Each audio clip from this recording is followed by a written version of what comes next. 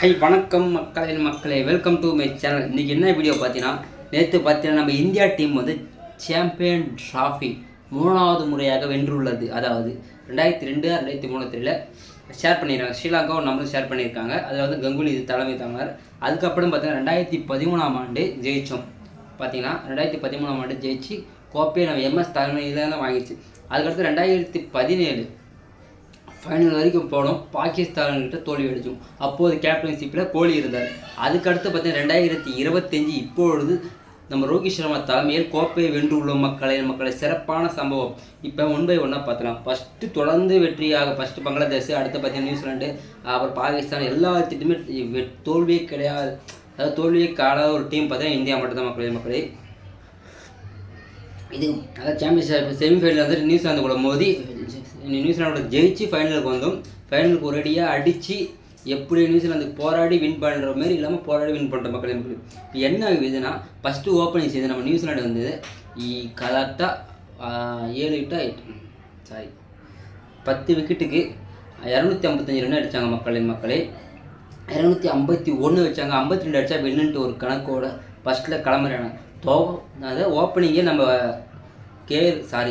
ரோஹித் சர்மாவும் சுபன் கில்லும் சூப்பராக தொடக்கம் பண்ணாங்க. 100 ரன்னுக்கு பார்ட்னர்ஷிப் பண்ணி 103க்கு வந்து ஒரு விக்கெட் வந்துச்சு.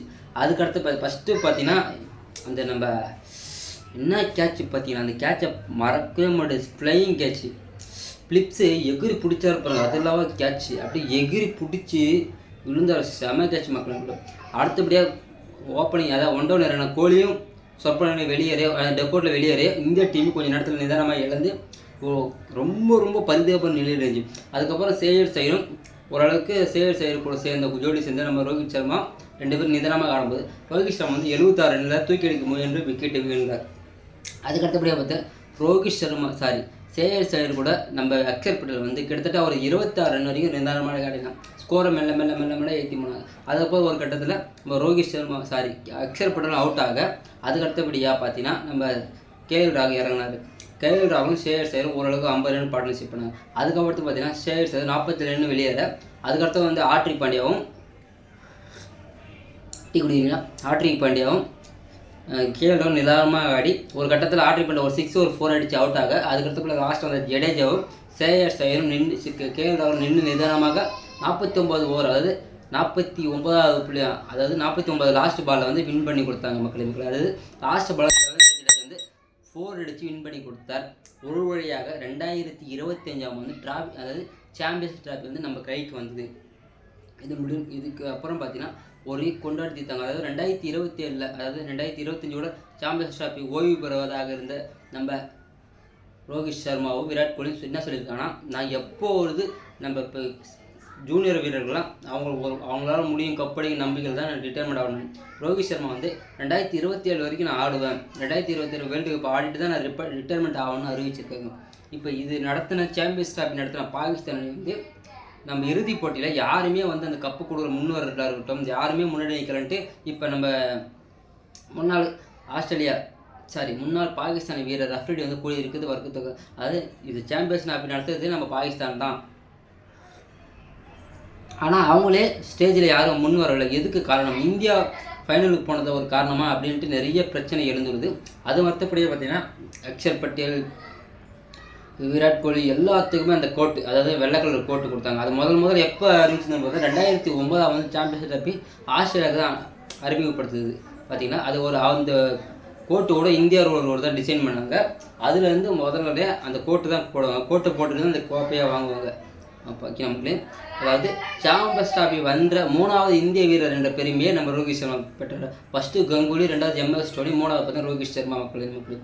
சிறப்பான விளையாடியை அதாவது தோல்வியை அடையாத ஒரு டீமாக இந்தியன் டீம் இருக்குது. அதேமாரி இது வரைக்கும் 13 முறை டாஸ் தோற்ற ஒரே ஒரு கேப்டன் பார்த்தீங்கன்னா ரோஹித் சர்மா தான் மக்கள். கிட்டத்தட்ட சாம்பியன்ஷிப் தொடங்குனதும் சரி இது வரைக்கும் டாஸை ஜெயிக்கல. டாஸு தோற்று ஃபீல்டிங்லேயே வந்த டீம் எல்லாமே நம்ம சென்னை தான். இந்தியா டீம் தான் மக்கள். அது மட்டும் இல்லாமல் ரோஹித் சர்மா கூட இதில் வந்து நான் முக்கிய பங்களிப்பு பார்த்தீங்கன்னா எனக்கு சேயர் கேஎல் ராகுல் அதுவும் ஓப்பனிங் ஆடின எல்லாமே சிறப்பாக பண்ணாங்க. விக்கெட் வருண் சக்கரவர்த்தி சொல்லி ஒரு மெயின் விக்கெட் எடுத்தார். கிட்டத்தட்ட 3 மேட்ச் தான் ஆனால் 9 விக்கெட் எடுத்திருக்காரு. அது மட்டும் இல்லாமல் அக்ஷர் பட்டேல் நல்லா ஆனார், நல்லா பவுலிங் போட்டார். முகமது சமி ஓப்பனில் நல்லா பவுலிங் பண்ணார், நல்லா கண்ட்ரோல் பண்ணார். பும்ரா இல்லாத குறைய நம்ம முகமது சமி தீர்த்து வச்சார். அப்புறம் விராட் கோலி ஒரு 100 இருக்கட்டும், சேயசாரி பங்களிப்பாக இருக்கட்டும், அதாவது ஒரு கேஎல் ராகுல் இருக்கும்போது அவர் நிதானமாக தான் ஆடுவார். அவர் இருந்தால் டீம் ஜெயிச்சிருவாங்க. ஆர்டி பாண்டியா லாஸ்ட் வந்து பினிஷி பண்ணுறதுக்கிட்ட வேறு லெவலில் இந்தியா டீம் இப்போ வந்து இந்த அளவுக்கு இருக்குது. அதாவது 2023 T20 வேர்ல்டு கப்பை எப்படி வின் பண்ணுமோ அதே டீம் வந்து இப்போ வந்து அடித்து வேறு லெவலில் வின் பண்ணியிருக்காங்க. இதுதான் இந்தியாவுக்கு சேர்த்த பெருமையாக மக்கள். கிட்டத்தட்ட 120 கோடியோட மக்களோட கனவு இப்போ நிறைவேறியதாக சொல்லிக்கிற மக்கள். அது மட்டும் இல்லாமல் இந்தியாவுக்கு நெக்ஸ்ட்டு வேர்ல்டு கப்பு இந்தியா தான் அடிக்கணுன்னு எல்லாரும் ஒரு நம்பிக்கை வச்சுட்டாங்க. இப்போ அடுத்தபடியாக பார்த்தா நியூசிலாண்டு வெளியே போயிருக்கு. நியூசிலாண்டு கெவின் வில்லியம்சன் எல்லாமே ஆதரவு தெரிவிச்சிருக்காங்க. அடுத்து பார்த்தீங்கன்னா மார்ச் 22 IPL தொடங்குது மக்களின். அந்த IPL சார்பாக எல்லாம் சொல்லுங்கள். IPLக்கு உங்களுக்கு வீடியோ என்ன சொல்ல மறக்காமல் போகிறேன். இப்போ தான் நம்ம சேனலுக்கு வந்து மறக்காமல் சப்போர்ட் பண்ணுங்கள். இந்தமாதிரி கிரிக்கெட் நியூஸ் தெரிஞ்சுக்க மறக்காமல் நம்ம சேனலை ஃபாலோ பண்ணிக்க மக்கள். நன்றி, வணக்கம்.